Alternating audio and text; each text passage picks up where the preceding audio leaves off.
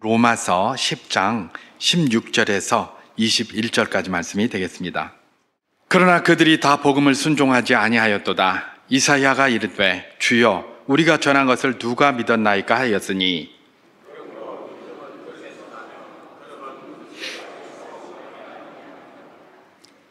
그러나 내가 말하노니 그들이 듣지 아니하였느냐. 그렇지 아니하니 그 소리가 온 땅에 퍼졌고 그 말씀이 땅끝까지 이르렀도다 하였느니라.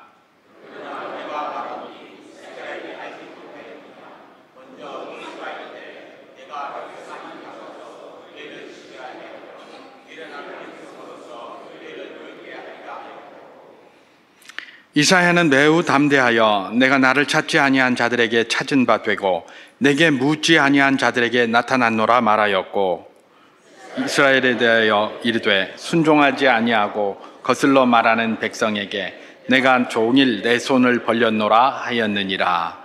아멘. 미국의 트럼프 대통령이 관세에 관한 그 행정명령을 이렇게 발표를 한다고 하니까 우리나라 완성차 업계들이 굉장히 힘들어한다라는, 또 그리고 그 준비를 해야 되겠다 뭐 하는 뉴스가 그렇게 많이 나왔습니다만은, 세계에서 차를 제일 많이 파는 나라가 어느 나라일까? 또 어느 완성차 업계가 세계에서 제일 차를 많이 팔까? 제가 한번 이렇게 2024년도에 차를 어느 업체, 또 어느 나라에 속한 어느 업체가 세계에서 제일 많이 팔았는지 한번 인터넷을 쳐봤습니다. 저는 이제 잘못 찾았는지 잘 모르겠는데 이전에 제가 알고 있던 거하고는 조금 다른 정보였었습니다. 그 세상이 변했을 수도 있겠죠. 뭐냐면 작년에 보니까, 제가 잘못 찾았는지도 모르겠습니다. 작년에 보니까 완성차 업계에서 마켓쉐어, 그러니까 이 시장 점유율이 세계 1위가 독일의 폭스바겐이 그걸 했더라고요. 독일의 폭스바겐. 이거 제가 그동안 알고 있던 거하고는 좀 많이 다른 결과였습니다. 왜냐하면 그동안은 주로 토요타가 많이 했거든요. 일본의 토요타가 차를 많이 팔고, 또 일본의 자동차 제품들이 뭐 1위부터 10위까지 이렇게 보면 굉장히 많이 들어가 있습니다. 대부분 일본이 오히려 미국은 저 밑에 이렇게 내려가 있고 이런데 일본이 그렇게 막 팔았는데, 그래서 작년에는 보니까 그 전부터인지도 제가 그 확인은 못했는데, 제가 평소에 알고 있던 것과는 다르게 독일의 폭스바겐이 1위를 했던 것들을 볼 수가 있었습니다. 그런데 폭스바겐에 대해서는 제가 잘 모르고, 이 토요타에 관해서는 이제 조금 생각해 본 것이 있었는데, 이전에 제가 남아공에 있을 때 이제 중고차를 이렇게 사려고 합니다. 중고차를 사려고 하면, 이 토요타 차가 굉장히 비쌉니다. 중고차인데, 우리나라도 중고차 있잖아요. 훈다이라고 하잖아요. 그죠? 현대. 훈다이는 쫙 밑인데, 이 토요타, 그 중에 이제 남아공에서 제일 인기가 있었던 게 토요타 코롤라입니다. 이 코롤라 이 차는 얼마나 잘 팔리는지, 중고차도 너무 비싸서 사기가 힘들 정도였어요. 그래서 저는 오히려 중고차를, 토요타 코롤라를 못 사고 폭스바겐 제타를 샀었습니다. 독일 차를 몰았다니까요. 그 독일차 폭스바겐 제타는 싸서 제가 살 수가 있었는데, 토요타 코롤라는 비싸서 살 수가 없었어요. 워낙 인기가 좋으니까, 중고차라도 워낙 그냥 사람들이 잘 사가고 그러니까 말입니다. 그래서 왜 토요타 코롤라를 이렇게 좋아하나 그랬더니, 그 사람들이 그럽니다. 이 고장이 안 난다는 겁니다. 이 차는. 토요타 코롤라는 고장이 안 나고 튼튼하고 또 부품도 많아서 고장나면 가서 고치기도 쉽고, 우리가 일반적으로 아는 그런 이야기들을 막 이렇게 하더라고요. 근데 사실은 사람들이 이제 그 말을 하는 것을 가만히 들어보면, 그래 겨우 이제 그 토요타 코롤라, 토요타 회사가 고장이 안 나기 때문에 사람들이 그렇게 좋아하는 것일까? 그런 질문을 한번 해볼 필요가 있죠. 왜냐하면 요새 차들 너무나 잘 나오잖아요. 그렇죠? 현대차도 잘 고장 안 나잖아요. 그죠? 다 그 내구성이나 이런 것들은 굉장히 좋거든요.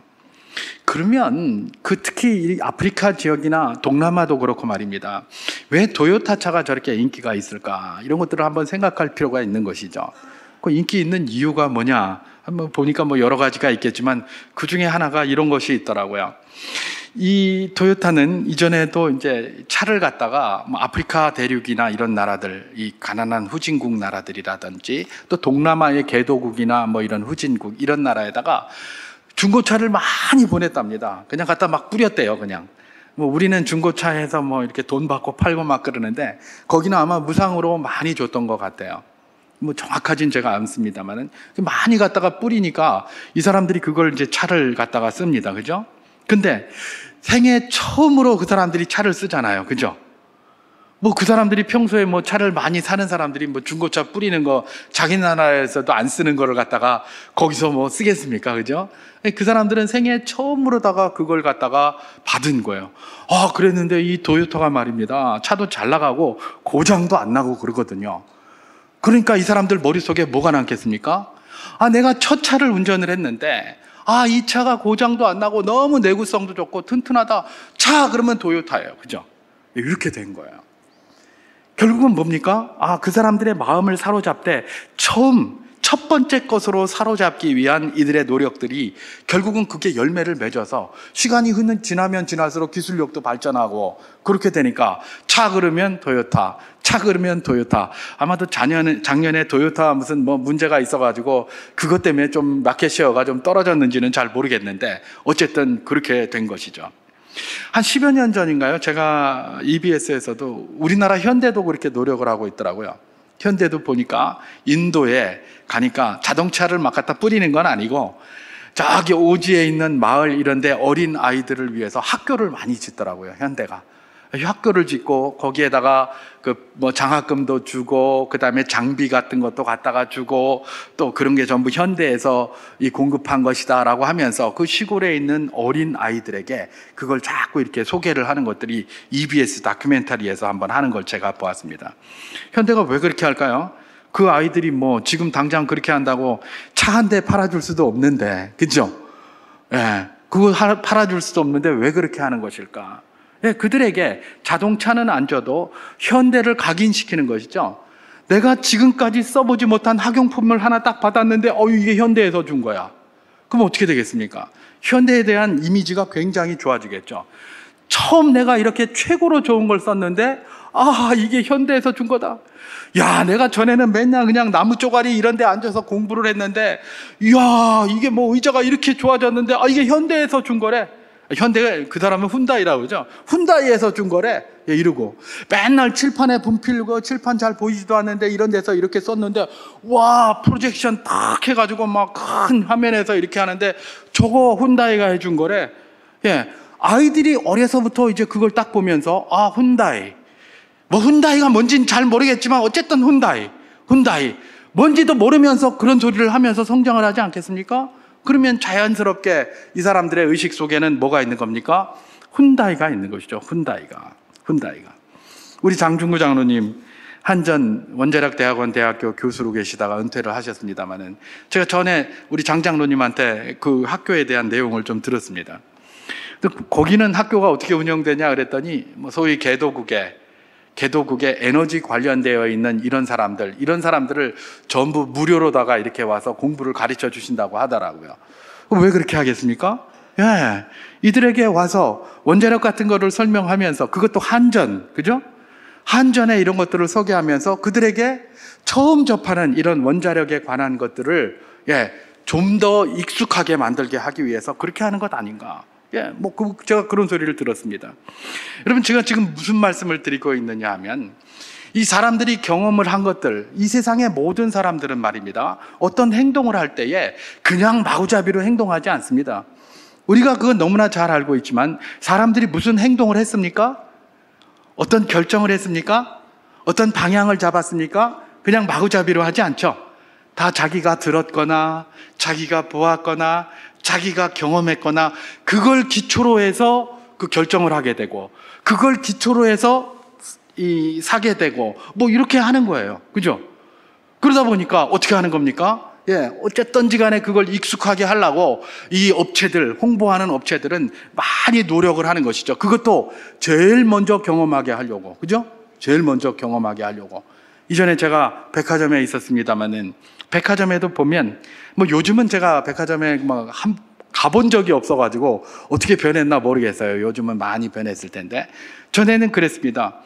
이 층이 하나 이렇게 있으면 들어오는 데하고 거기 층으로 들어오는 곳하고 내려가는 곳하고 이 에스컬레이터가 딴 곳에 있습니다. 딴 곳에 하나는 이쪽 끝에 있고 하나는 저쪽 끝에 있어요.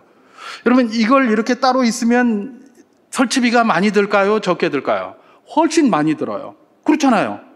한 곳에 딱 몰아놓으면 모터 하나만 돌리면 올라가고 내려가는 거 기어만 바꾸면 되거든요. 그럼 한 곳에서 올라가게 하고 한 곳에서 내려가고 돌아갈 때 동시에 하게 되니까 모터 하나만 돌려도 되고 한 곳에만 만들어도 되니까 설치 비용이 훨씬 적게 듭니다. 근데 왜 이 백화점은 어리석게 이거 올라가는 건 여기다 만들고 내려가는 건 저기다 만들어가지고 이 비용을 2배로나 들이고 있는가? 왜 이런 생각할 수 있잖아요. 왜 그렇게 했을까요? 결국은 이쪽에 올라갔던 사람이 쉽게 내려가지 말고 이거 거쳐서 내려가라는 거예요. 한번 돌아보고 뭐 좋은 거 있나 그러다가 마음이 동하면 빨리 하나 사가라. 그런 입장에서 비용을 들여가지고 그렇게 만드는 거예요. 모르겠어요. 요새는 어떻게 됐는지. 그리고 그런 데 가면 이렇게 한 그런 어떤 PC라고 하는데 이 구역이 있습니다. 그 구역에 가면 예를 들면 양복만 다 팝니다. 손수건만 다 팝니다. 예를 들면. 그러면 어디가 제일 잘 팔릴까요? 딱 사람들이 가면 제일 먼저 이렇게 딱 면접 닫는 곳 있지 않습니까? 대면하는 곳. 거기께 제일 잘 팔려요. 거기하고 그 중간에 있는 가게하고는 이 매출이 굉장한 차이가 나요. 제가 늘 그런 걸 봤으니까 알죠. 매출이 굉장히 차이가 많이 나요. 그래서 이 사람들이 업체에서 어떻게 하는 겁니까? 그 자리 자기 달라고. 그 자리 좀 우리한테 주세요. 지난달에는 저 업체에서 했으니까 이번 달에는 우리한테 주세요. 그러면서 엄청나게 노력들을 많이 합니다. 그게 바로 그런 것들이에요. 왜요? 제일 처음 접하게 만드는 게 중요하기 때문에 그래요. 여러분 제가 지금 계속 말하는 게 경험하는 게 중요한데 경험 중에서도 제일 처음 경험하는 것이 굉장히 중요하다. 왜냐? 사람들이 거기에 관심이 많기 때문에 그래요. 그래서 요새는 그런 거 하죠. 무슨 체험단 같은 거 모집합니다. 그죠? 무슨 쿠팡 체험단 뭐 이런 거 하더라고요. 그 체험단이 뭡니까? 무슨 기업에서 제품을 하나 만들었는데 그걸 체험단한테 그냥 공짜로 줍니다. 그죠? 공짜로 주면 그걸 갖다 이 사람들이 체험하고 또 막 거기다가 뭘 하나 하면 뭐 소정의 뭐 고려 같은 것도 주고 뭐 이렇게 하는 모양이에요. 그거 왜 그렇게 할까요? 아니 안 그래도 뭐 내 이거 만들어 가지고 빨리 팔아야 되는데 이거 저렇게 해가지고 체험단한테 공짜로 하나 줘야 되고 또 그 원고료까지 줘야 되고 수고비도 줘야 되고 피곤한데 말로 이렇게 안 하고 그냥 하나라도 더 팔고 말지 이렇게 생각할 때인데 그렇게 하지 않아요. 왜요? 사람들의 마음을 알고 있기 때문에 그래요. 체험한 사람들이 제일 먼저 체험해보고 쓰면 신뢰할 만하다. 그냥 써보지도 않은 사람이 말하는 것보다 써본 사람이 말하는 게 훨씬 신뢰할 만하다라고 사람들이 생각하고 있다는 걸 그들이 아는 겁니다. 그러니까 그런 방식으로 사용하는 것이죠. 그렇습니다. 아까도 말씀드린 것처럼 사람이 뭔가를 결정할 때에 그저 결정하지 않습니다. 자기가 본 것, 자기가 들은 것, 자기가 경험한 것들을 토대로 많은 경우 결정하는 경우가 많다라는 것은 우리의 상식입니다. 제가 왜 이런 소리를 하느냐? 이게 우리 상식인데 오늘 본문을 딱 보면 이런 상식과는 전혀 맞지 않는 이야기가 등장을 해요. 원래 사람들이 그냥 행동하지 않잖아요. 자기가 경험한 거, 듣고 보고 만져보고 경험한 걸 가지고 평가를 하는데 전혀 다른 행동을 하고 있는 모습들이 등장을 하고 있습니다. 오늘 본문 로마서 10장 16절과 17절을 제가 한번 봉독해 보도록 하겠습니다.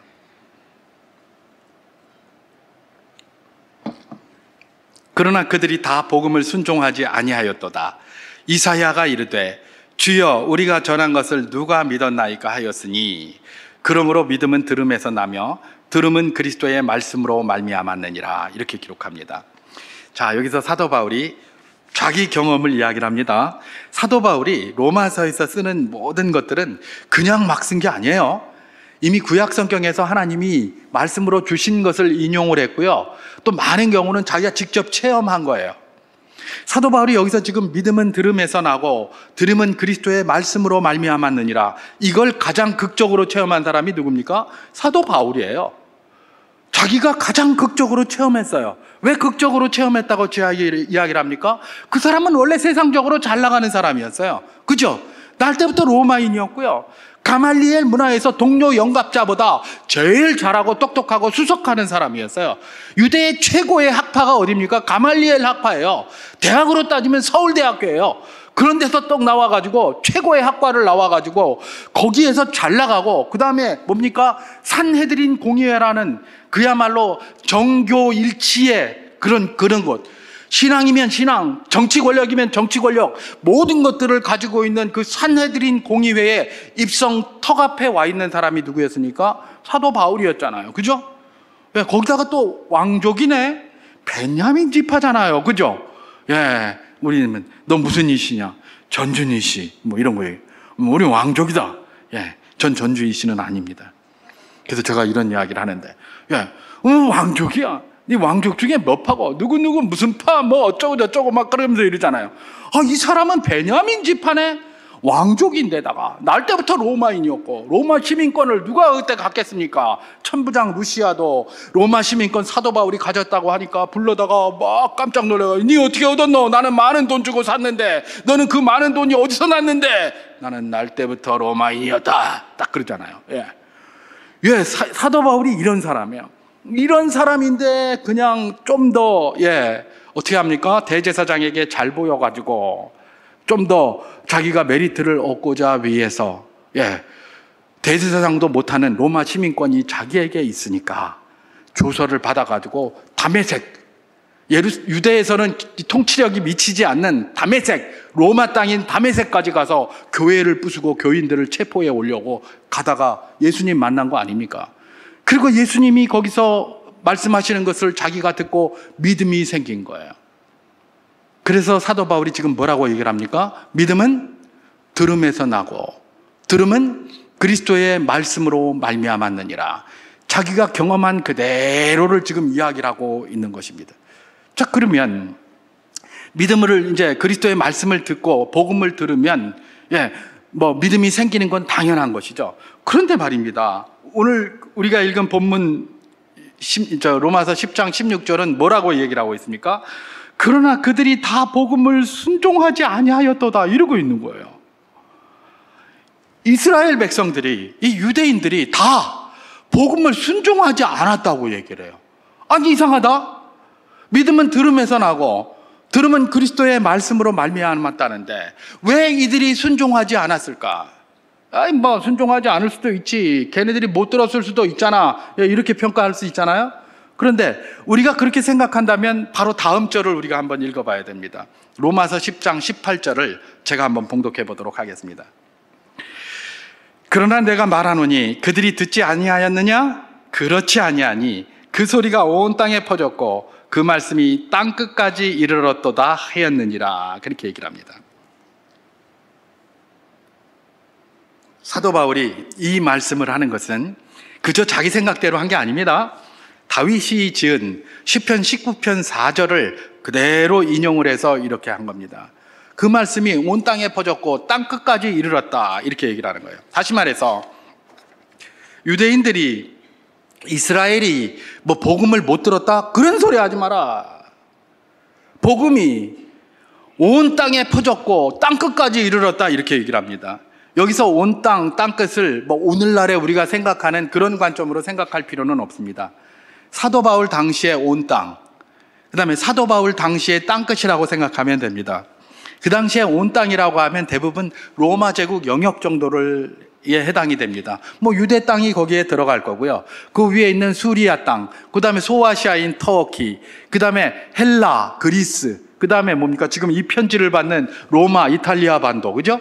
그리고 땅끝은 어디입니까? 서바나, 스페인이잖아요. 그죠? 그러니까 남부 유럽, 서남부 유럽에 걸친 그 땅들을 그들은 온 땅이다라고 많이 생각하고 살았어요. 그러니까 복음이 거기까지 다 펼쳐졌다는 거예요. 여러분, 이걸 사도 바울이 어떻게 이걸 이렇게 이야기를 할 수 있습니까? 유대인들 디아스포라, 우리 잘 알잖아요. 오순절날 각지에 펼쳐져 있는 그런 사람들이 다 왔다가 성령 충만함을 받았어요. 예루살렘에 왔다가. 그리고 그들을 뭐라고 얘기를 하냐면 헬라파 유대인들이라고 이야기를 하잖아요. 성경에서 그렇게 얘기를 하는 거예요. 다시 말해서 유대에 살지 않고 흩어진 사람들이 굉장히 많이 있는데 그들이 이미 구약 성경을 대부분 다 들어서 알고 있고 그리고 복음에 대해서도 다 알고 있다. 이 사람들이 복음을 안 들은 게 아니다. 복음을 다 들었다. 이런 이야기를 하고 있는 거예요. 그럼 상식적으로 어떻게 합니까? 믿음은 들음에서 나고 들으면 그리스도의 말씀으로 말미암았느니라 이랬다면, 복음을 들었다면 믿어야 되고 순종해야 되는데, 그렇게 들어놓고도 이스라엘 백성들이 하나도 그걸 순종하지 아니하였다라고 성경이 그렇게 기록하고 있는 거예요. 이게 뭐야? 왜 이래? 다 들어놓고 왜 이런 문제가 있는가? 결국은 이들이 그걸 듣지 않았기 때문에 사도 바울이 안타까워하는 일들이 표출되고 있지 않습니까? 우리가 로마서 9장 이미 배웠습니다만은, 살펴봤습니다만은, 로마서 9장 1절에서부터 3절까지 말씀을 제가 한번 봉독해 보도록 하겠습니다. 내가 그리스도 안에서 참말을 하고 거짓말을 아니하노라. 나에게 큰 근심이 있는 것과 마음에 그치지 않는 고통이 있는 것을 내 양심이 성령 안에서 나와 더불어 증언하노니, 나의 형제 곧 고륙의 친척을 위하여 내 자신이 저주를 받아 그리스도에게서 끊어질지라도 원하는 바로라. 이렇게 얘기를 합니다. 지금 사도 바울이 여기서 애통해하면서 고백하고 있는 게 뭡니까? 내가 복음을 전했는데 내 고륙 친척인 유대인들은 그걸 안 받는다. 근데 그걸 누가 받는다는 거예요? 이방인들이 오히려 받는다. 그래서 이방인들은 복을 누리고 있고 구원의 복을 누리고 있는데 내 고륙 친척인 유대인들은 왜 이리 안 믿노? 내 그것 때문에 죽겠다 그냥. 만약에 내 고륙 친척이 복음을 받아들이고 구원의 백성이 된다면 내가 그리스도에게 떨어져서 끊어져서 저주의 백성이 된다 할지라도 그거 나 원한다 라고 그러는 거예요. 근데 이 사람들, 이 유대인들이 왜 이렇게 됐다고요? 결국은 복음을 안 들은 게 아니라 들었는데 그걸 순종하지 않고 있다는 거예요. 꽝 들었는데 도대체 왜 순종하지 않고 있단 말인가? 사도 바울은 이들이 왜 이렇게 된다고 이야기를 합니까? 그들이 가만히 있는 게 아니라 복음이 들어오는데 안 들은 거예요. 안 들었다는 거예요, 지금. 그럼 안 들은 것도 그냥 안 들은 게 아니에요. 딴 새 먼 산 쳐다보고 있어서 안 들은 게 아니에요. 저기서 이야기하고 있는데 딴짓하고 있어서 안 들은 게 아니에요. 저기서 이야기하고 있는데 그게 그 복음인지 몰라가지고 다른 데 가서 신경 쓰고 있다가 안 들은 게 아니에요. 이들은 안 들었는데 어떻게 안 들었냐?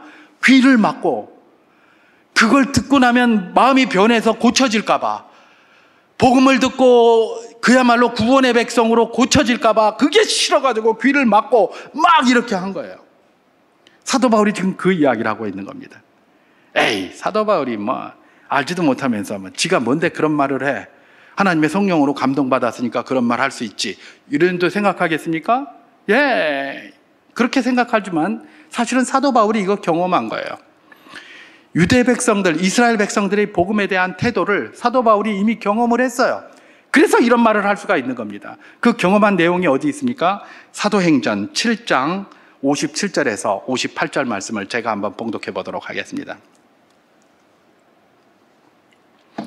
그들이 큰 소리를 지르며 귀를 막고 일제히 그에게 달려들어 성 밖으로 내치고 돌로 칠세, 증인들이 옷을 벗어 사울이라 하는 청년의 발 앞에 두니라. 이렇게 얘기합니다. 여기서 그에게 달려들어 할 때 그는 스데반을 이야기합니다. 스데반, 순교자 스데반. 그리고 그들은 뭡니까? 유대인들이죠. 스데반을 죽인, 지금 스데반의 순교를 이야기를 하고 있습니다. 그리고 여기 사울이라 하는 청년, 이 사람이 누굽니까? 바로 로마서를 지금 쓰고 있는 사도 바울인 것입니다. 지금 사도 바울이 이거 직접 목격하고 목도한 거예요. 뭐냐? 여러분, 스데반이 성령이 충만해가지고 복음을 전했어요. 유대 백성들에게 복음을 막 전하면 그 복음을 들어야 되는데 이 사람들은 어떻게 했던 거예요? 막 큰 소리를 쳐요. 그 당시에 무슨 마이크가 있습니까? 뭐가 있습니까? 스데반 혼자 그냥 막 이렇게 얘기를 하고 있는데 거기 막 군중들이 모여서 막 쓸데없는 소리 하지 마라 이러면서 막 소리를 지르니까 이 스데반의 이야기가 다 그냥 소멸되지 않겠습니까? 그리고 그냥 가만히 그 소리만 지른 게 아니에요. 귀를 막고 막 이래가면서 막 그만 말아! 막 이러면서 쓸데없는 소리 하지 마! 막 이러면서 이러고 있었던 거예요. 그걸 누가 본 거예요? 사도 바울이 자기가 직접 보고 있었던 거예요. 아직 그리스도를 알기 전에, 아직 자기도 그 복음을 받기 전에 이 스데반이 그렇게 복음을 전하다가 순교당하는 걸 보면서 잘 죽었다, 막 것이다 그냥 막 이래가면서 그래가면서 귀를 막고 막 소리를 지르고 있는 걸 눈으로 목도하고 경험을 한 거예요. 그래서 지금 뭐라는 겁니까? 그 경험한 그 경험이 그대로 눈에 그냥 선하게 보이기 때문에 사도 바울이 로마서에서 지금 그 이야기를 하고 있는 겁니다. 복음이 이미 다 전해졌다.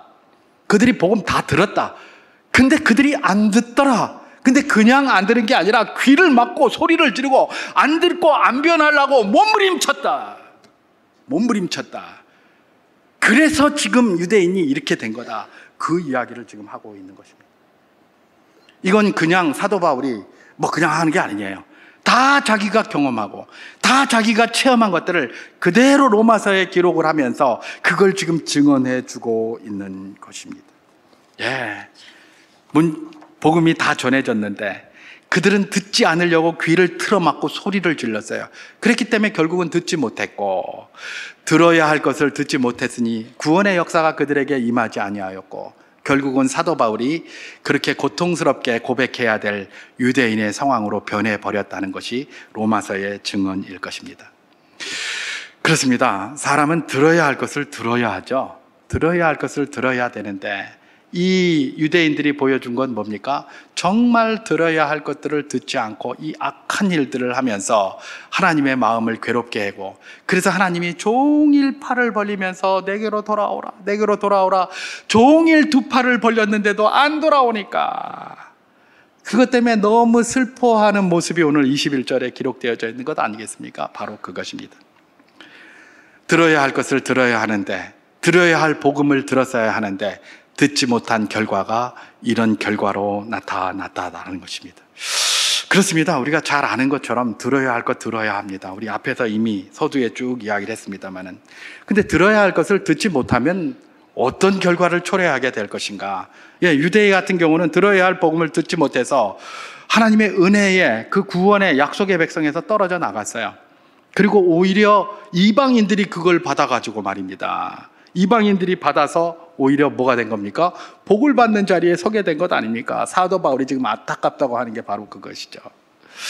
자, 그러면 들어야 할 것을 들었어야 되는데 그들이 들어야 할 것을 듣지 않으므로 결국은 뭐예요?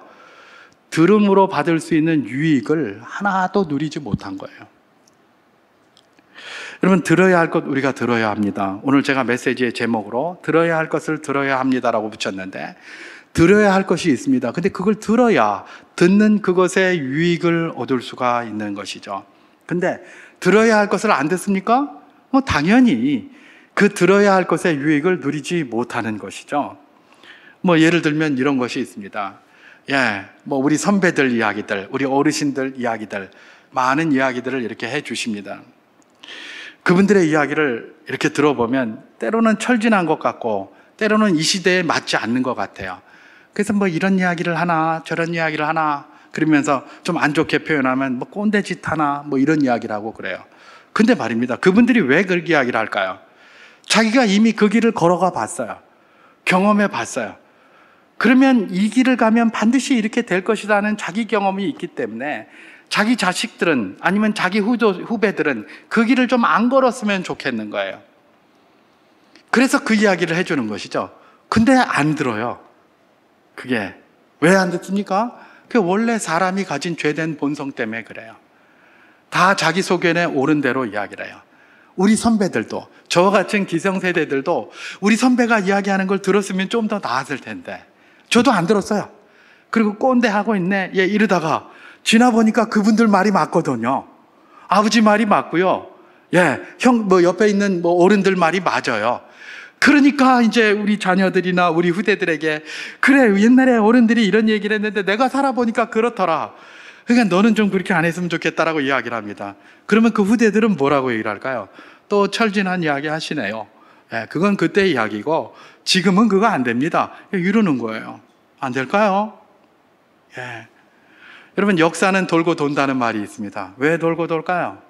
이래서 돌고 도는 거예요. 이래서 그걸 잘 듣고 그걸 실천해내고 그랬으면 이 역사가 돌고 돌질 않고 쭉 한 방향을 해서 이렇게 갈 텐데, 늘 선배들이 쌓아놓은 그런 것들을 들으면 안 들어요. 그냥 그 철진한 이야기다, 옛날 이야기다 이래가면서 말입니다. 안 들으니까 그걸 또 반복하고 또 반복하고 또 반복하고 계속 반복하는 거예요. 그래서 역사가 돌고 도는 거예요. 이전에 보면 뭐 예를 들면 대학 시험 잘 본 아이들 이렇게 나오면서 인터뷰를 합니다. 그러면 인터뷰를 하면 어떻게 공부했습니까? 나는 교과서 열심히 보고 열심히 공부했습니다. 그러면 사람들이 다 웃어요. 다 또 거짓말하고 앉았다고. 꼭 저런 거 나올 때는 교과서만 보고 열심히 공부했다고 그러고 그런 소리 한다고 그러고. 요즘은 그런 소리 안 하나요? 예, 이전에는 그런 소리 많이 들었어요, 제가. 교과서만 보고 공부했다고 그러면 지네들 그러지 않고 교과서만 보고 또 저런 상투적인 말 맨날 한다고. 그게 상투적인 말일까요? 그렇지 않습니다. 교과서만 열심히 공부하면 공부 잘할 수 있어요. 오늘날의 공부의 문제는 뭡니까? 교과서만 공부 안 해요. 이상하게. 문제집이나 참고서는 열심히 들고 공부를 하는데 교과서를 그냥 가방에 놓고 학교에 벽장에 쳐놓고 교과서 공부를 안 해요. 교과서를 공부해야 돼요. 교과서를. 모두가 교과서를 안 가르쳐요. 학교도 안 가르치고 학원도 안 가르치고 아기도 안 배우고 책도 없고 가지고 다니지도 않아요. 그러니까 공부를 못 하는 거예요. 왜 교과서를 해야 됩니까? 그게 가장 기본이에요. 이미 우리 선배들이 고민하고 해서 만들어 놓은 토대예요. 그 토대 위에다가 집을 져야 되는데 그냥 모래사장 아무것도 없는데 집만 덜렁 지어놓으니까 어려운 문제 탁 만나면 그냥 확 무너지는 거예요. 네. 들어야 할 것을 들어야 하고 배워야 할 것을 배워야 하고 해야 할 것을 해야 됩니다. 교과서가 쉽습니다. 아주 잘 풀어놨습니다. 이것만 가지고는 어려운 문제를 못 풀어. 그러면서 다른 거 풉니까? 맞습니다. 교과서 열심히 하고 그걸 풀어야 돼요. 그러면 돼요. 근데 이것만 가지고는 안 돼. 그러니까 아예 그건 안 봐요. 그래 놓고 어려운 문제점만 가지고 막 하다가 지쳐가지고 문제 이해도 못하고 공부 모르겠다 그냥 수포자 포자 이래서 나오는 거예요. 이상하게 말입니다. 가장 기본이 되는 꼭 들어야 할 것들, 꼭 보아야 할 것들, 꼭 배워야 할 것들은 이상하게 안 들어요. 이상하게 안 배워요. 그러니까 역사가 계속 쳇바퀴 돌듯 이렇게 돌아가고 들어야 할 것을 안 들으니까 그 들어야 할 것의 유익을 하나도 못 누리고 사는 것, 그것이 오늘 나의 삶은 아닌지 우리가 그런 질문을 한번 해보아야 할 것입니다. 들어야 할 것 들어야 합니다. 아이고 시대에 뒤떨어진 거 아니에요. 그게 인간 삶의 기본이에요. 어쩌면 그게 AI하고 상관없을 수 있습니다. 그게 무슨 로봇 이런 거하고 상관없을 수 있어요. 근데 언제부터 AI가 나왔고 언제부터 로봇이 나왔습니까? 그 AI가 나오기 전에, 로봇이 나오기 전에 그 바탕의 학문들이 다 바탕이 되어 있어서 거기서부터 나온 거지. 이거 다 내버리고 그거부터 다 할 수 있습니까? 그죠? 그러니까 자꾸 교과서 한다고 그러고 한다고 이러는데 그거 정말 잘못된 거예요. 그거 배워야 돼요. 그거 배우고 나서 그 위에다가 꽃을 피워야 되는 거예요. 그렇게 해야 그것이 진정한 자기 지식이 돼요. 그것들이 필요한 것이고요. 응용학문 좋아요. 그러나 기초가 바탕이 안 되면 응용이 무슨 얼마나 큰 유익이 있겠습니까? 물론 모든 사람이 다 그렇게 할 필요는 없다고 생각할 수는 있겠지만, 근데 기본적으로 우리가 이래요. 그러다 보니까 선배들이나 어른들이 이야기하는 것도 다 필요 없다고 생각하고 이렇게 생각하는 것이죠. 그래서 역사가 도는 겁니다. 들어야 할 것입니다. 들어야 할 것을 듣지 않으면 그것이 주는 그 유익을 하나도 누리지 못하는 것이죠. 들어야 할 것 들어야 된다. 한 가지만 더 생각해 볼까요? 예, 들어야 할 것을 들어야 하는데 들어야 할 것을 듣지 않으면 안 들어야 할 것을 듣게 되어 있습니다. 들어야 할 것을 들어야 하는데 들어야 할 것을 듣지 않으면 오히려 안 들어야 할 것을 듣게 되어 있어요. 그게 인간의 본성이에요. 우리가 그 사실을 잘 알아야 돼요. 왜 들어야 할 것을 들어야 되는가? 그것 안 들으면요, 인간은 본성상 안 들어야 할 것으로 가득 채우게 되어 있습니다. 제가 우리 주님께서 하신 이야기를 하나 해드리도록 하겠습니다. 마태복음 12장에 보면 우리 주님께서 친히 하신 이야기가 하나 있어요. 무슨 이야기냐? 귀신 이야기입니다. 귀신 이야기. 우리 주님께서 친히 하신 귀신 이야기예요. 할머니가 하신 거 아니에요. 옆집에 어떤 아저씨가 한 거 아니에요. 우리 주님께서 친히 귀신 이야기를 하나 하셨어요. 근데 그 귀신도 8귀신이나 되는 귀신 이야기를 하셨어요. 귀신이 얼마나 많은지 말입니다. 귀신이 8이나 나와요. 8. 그런 귀신 이야기를 하나 하셨어요. 근데 이 귀신 이야기를 왜 하셨는지, 그 이유를 한번 살펴보는 게 중요합니다. 우리 주님께서 복음을 전했습니다. 근데 복음을 안 들어요. 예수님께서 복음을 전하는데 아무도 안 듣는 거예요. 그러면서 쫓아다니면서 뭐라고 얘기를 했습니까? 하늘로부터 오는 표적을 보여달라는 거예요. 자꾸. 예수님이 그만큼 복음 전하면서 여러 가지 기적도 행하시고 이적도 행하시고 하늘로부터 오는 표적을 그렇게 보여줬는데도 쫓아다니면서 하늘로부터 오는 표적 주세요. 표적 주세요. 이러면서 막 쫓아다녀. 주님이 그냥 껍데기만 보고 하신다면 그런 말씀 하셨겠습니까? 그들이 정말 표적이 보고 싶어서 와서 그런 말 한다면 우리 주님께서 오케이 내가 보여줄게 하고 보여주지 않았겠습니까? 그런데 중심을 보시는 주님께서 그들의 마음을 보니까 진정으로 원해서 하는 것도 아니에요. 그러니까 우리 주님께서 뭐라고 얘기를 하셨습니까? 이 악하고 음란한 세대에게 내가 보여줄 표적은 요나의 표적밖에 없다. 그렇게 얘기를 하셨잖아요. 그죠? 그리고 나서 뭐라고 얘기를 하십니까? 심판 때에 니느웨 사람들이 이 하나님의 백성이라고 이야기하고 있는 너희 유대인들을 심판할 거다. 누가요? 니느웨 사람들이. 이거 유대인이 이런 소리 들으면 뒤로 자빠질 일이죠. 왜요? 자기들은 거룩한 성민들이고 하나님의 백성들이고 저 니느웨 사람 같은 아수르 저 이방인들 저것들은 지옥의 땔감들인데 우리가 그들을 판단해야지. 아니 심판 때 어떻게 그들이 우리를 판단한단 말이야. 지옥의 땔감들인 이방인들이 어떻게 우리를 판단한단 말이야. 들으면서 그냥 뒤로 확 자빠지지 않겠습니까? 깜짝 놀라서 막 눈이 휘둥그레서 이렇게 쳐다봤을 겁니다. 자, 그러면서 주님께서 뭐라고 하셨습니까? 주님께서 그렇게 한 이유를 이야기하십니다. 왜 내가 이런 말을 하느냐? 니느웨 사람들은 요나의 메시지를 듣고 회개하였다 이거예요. 요나의 메시지. 요나의 메시지를 듣고 회개하여서 회개를 했는데 요나보다 더 큰 자가 여기 지금 있는데 예수님이 요나보다 더 크잖아요. 요나보다 더 큰 내가 여기서 이렇게 이야기를 하는데 너희는 안 듣고 있다. 그러니 니느웨 회개한 그 백성들이 너희가 지옥의 땔감이라고 말하는 니느웨 백성들이 너희를 심판하게 될 것이다. 그 이야기를 하시는 거예요. 그러면서 또 하나의 예를 들었어요. 심판 때에 남방의 여왕이 일어나. 스바 여왕이에요. 유대인들 너희들을 갖다 심판할 거다. 왜냐하면 그녀는 솔로몬의 지혜를 듣기 위하여 그 먼 곳에서 솔로몬을 찾아와서 그 말씀을 듣고 깨달았는데 너희는 뭐냐? 솔로몬보다 더 큰 자가 여기서 지금 너희들한테 이야기하고 있는데 내가 솔로몬보다 더 큰 자인데 솔로몬보다 더 큰 자가 이야기하고 있는데 너희들은 안 듣고 있지 않느냐? 그러니까 심판 때에 스바의 여왕이 일어나서 너희를 심판하게 될 것이다. 이렇게 이야기를 하면서 그 다음에 이야기한 게 뭐예요? 귀신 이야기예요. 귀신 이야기. 그리고 나서 이야기한 게 말씀을 들어야 되는데 들어야 할 것을 안 듣고 있는 거예요. 그 들어야 할 것을 안 듣고 있는 이들에게 뭘 이야기를 하는 겁니까? 귀신 이야기를 하신 거예요. 그 귀신 이야기가 뭐냐? 마태복음 12장 43절에서 45절 말씀입니다. 제가 한번 봉독해 보도록 하겠습니다.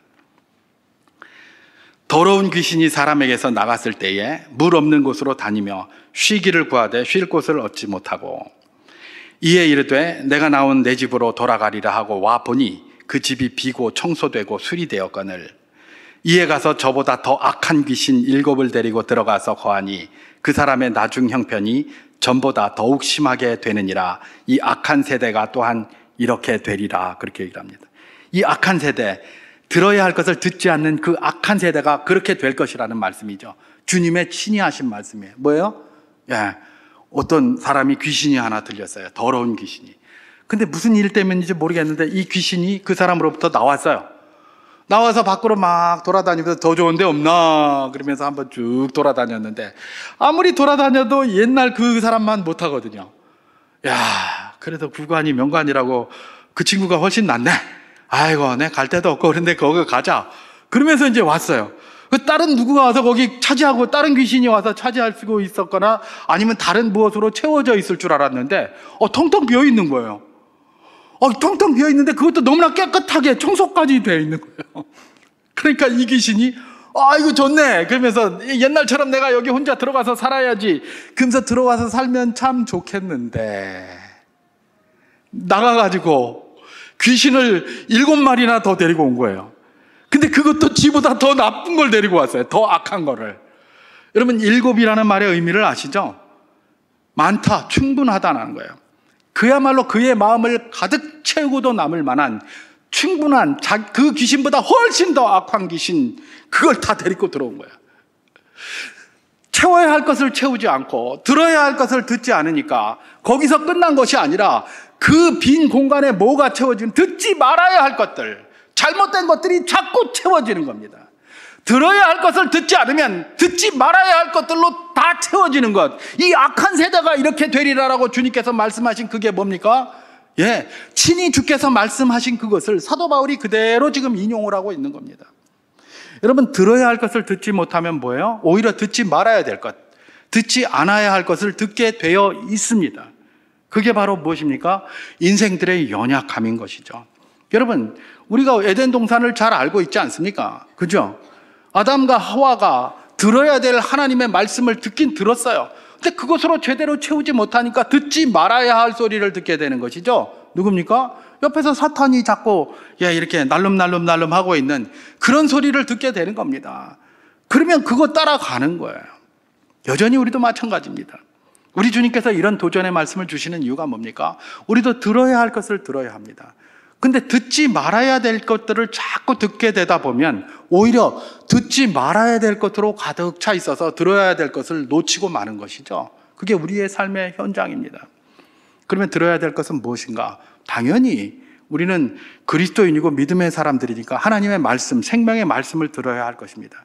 그래서 오늘 우리가 이 자리에 와 있고 또 우리 자손들과 우리 이웃들도 함께 이 자리에서 하나님의 말씀을 듣게 하기 위해서 같이 모이고 또 전도도 하고 이렇게 하는 것 아니겠습니까? 또 우리가 하나님의 말씀을 붙잡고 큐티하고 하는 것은 뭡니까? 우리가 들어야 할 말씀을 들어야 하기 때문에 그렇게 하는 것입니다.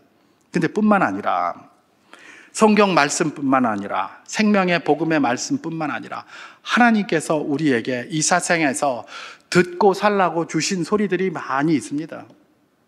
많이 있어요. 하나님은 이런 모양으로도 들려주시기를 원하고 저런 모양으로도 들려주시기를 원하는데 사람들이 그거 잘 안 들어요. 왜요? 인간은 죄된 본성이 있거든요.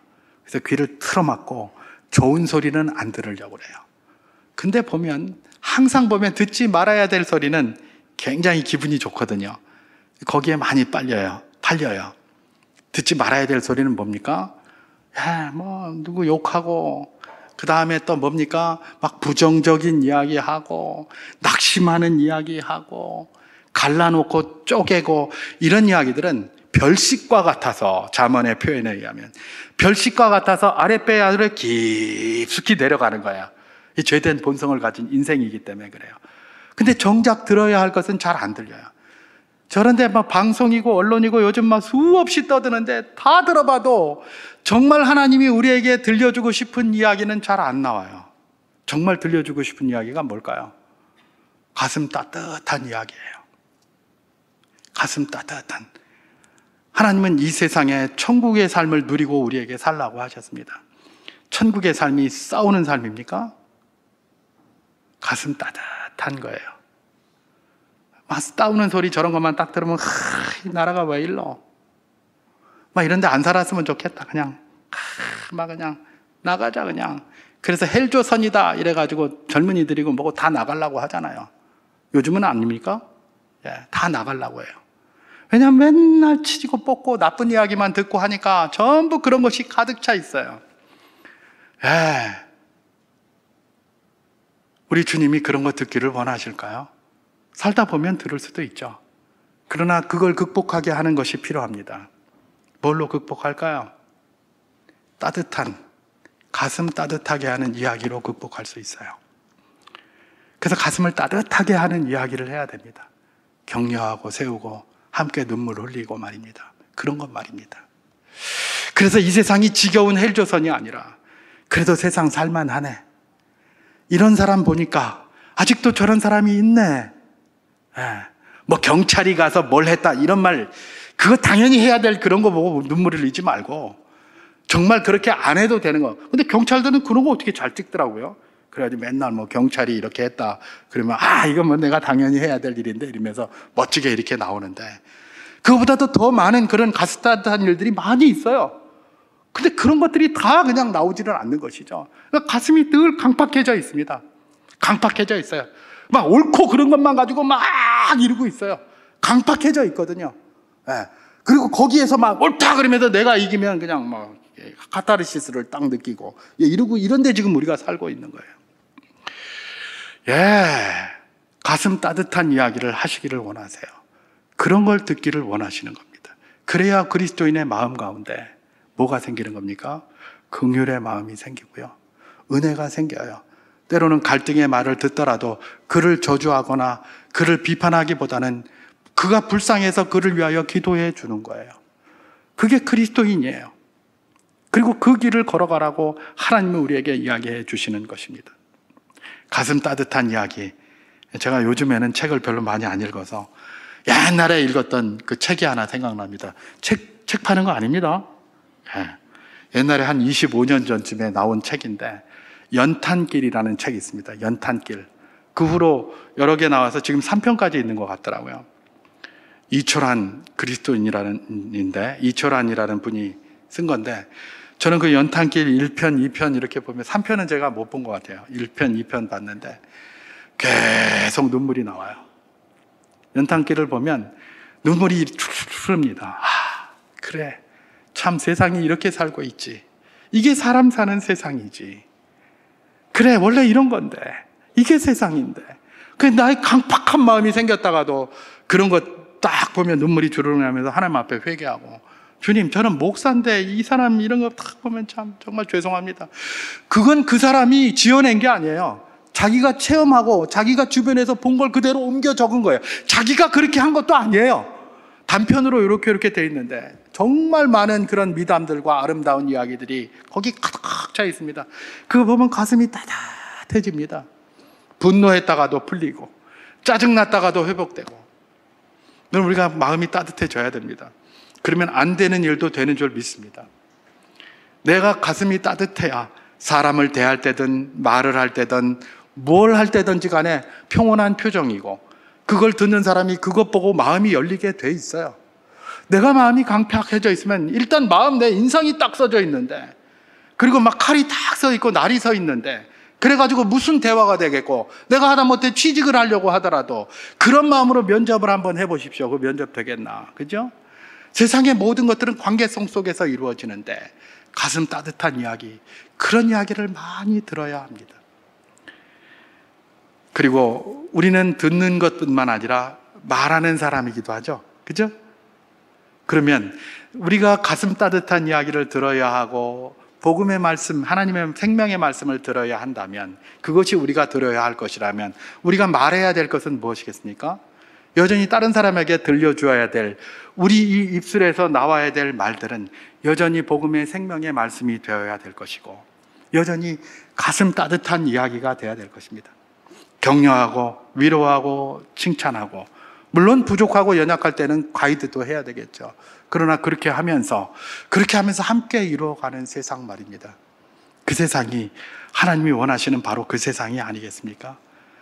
우리의 입, 주님, 우리의 귀, 우리의 귀나 우리의 눈이 들을 것을 듣게 하고 볼 것을 보게 하여 주시옵소서.